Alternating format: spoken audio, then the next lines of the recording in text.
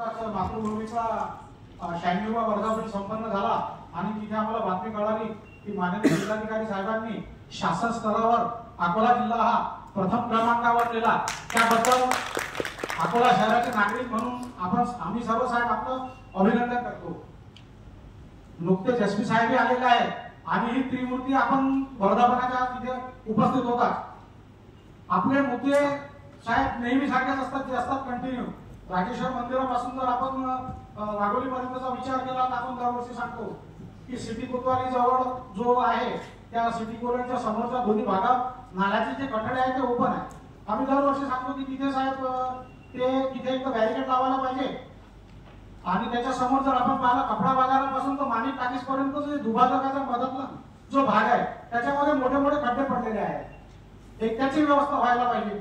आणि तिथून जर आपण न्यूटन शाळेपासून शिवाजी पार्क पर्यंत तर मोठे मोठे झाडं वाढलेले असतात, तर त्या झाडाची कटाई आणि तिथून जर आकोटफैल पासून जर आपण पुलाचा विचार केला तर आपण ज्या भागात उतरतो आकोटफैल पोलीस स्टेशन समोर साहेब तिथे मोठे मोठे खड्डे पडलेले आहेत। आणि काय झालं की न्यू तापडिया नगरचा पूल काम सुरू असल्यामुळे तिथं तो बंद केल्यामुळे खालचा रस्ता ती ट्रॉफिक आणि अकोट मार्गाकडे जाणारी रोजची ट्रॉफिक, त्याच्यामुळे जर अकोटफैलचे ठाणेदार असतील तर त्यांना माहित आहे रोज 4-4, 5-5 तास तिथे ट्रॉफिक जाम होते।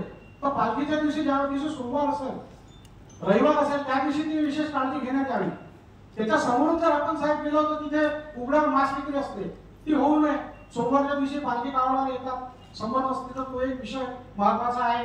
त्याच्यानंतर तिथं त्या पाचमोरीपर्यंत मोठमोठे ट्रक उभे असतात, तर ते ट्रक सुद्धा असू नये, ट्रॅफिकला अडचण होते।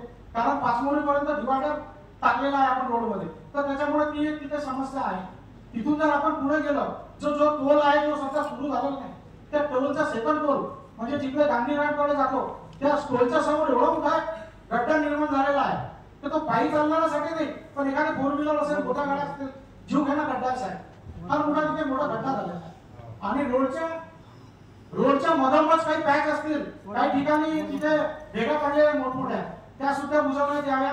आणि जो गांधीग्रामचा नदीपात्र आहे त्या नदीपात्रामध्ये आता तो पूल तुटल्यामुळे जे आपल्या आकोटचे शिवभक्त येत होते असतील इथं उपस्थित, तर त्यांची कुचंबना होऊ नये तर त्यांच्यासाठी तिकडे वेगळी व्यवस्था करावी। नवीन पूल बनत आहे तर ज्याप्रमाणे इकडनं ज्याप्रमाणे हे झालेलं आहे की तुमचं उतरायला जागा केलेली आहे, त्याचप्रमाणे त्यांना सुद्धा तिकडून एक असा घाट करावा की त्यांची सुद्धा सोय झाली पाहिजे।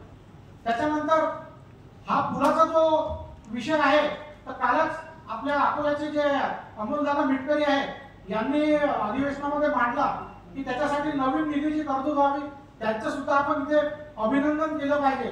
आणि अकोला राजराजेश्वराला जो वाढीव निधी मिळाला, जे ब्रीफ प्रिंट 2023 होतं त्याच्यामध्ये मंजुरात करून जो निधी मिळाला आणि जे सुशोभीकरण होणार आहे मंदिराचं, त्यासाठी सुद्धा सर्वच लोकांचे जे आपले शासन प्रतिनिधी असतील, जनप्रतिनिधी असतील, त्यांचे सुद्धा अभिनंदन।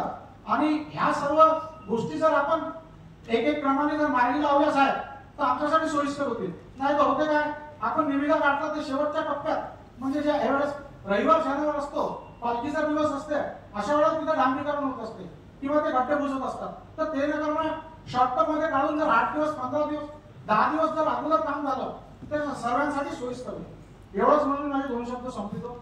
हर हर महादेव।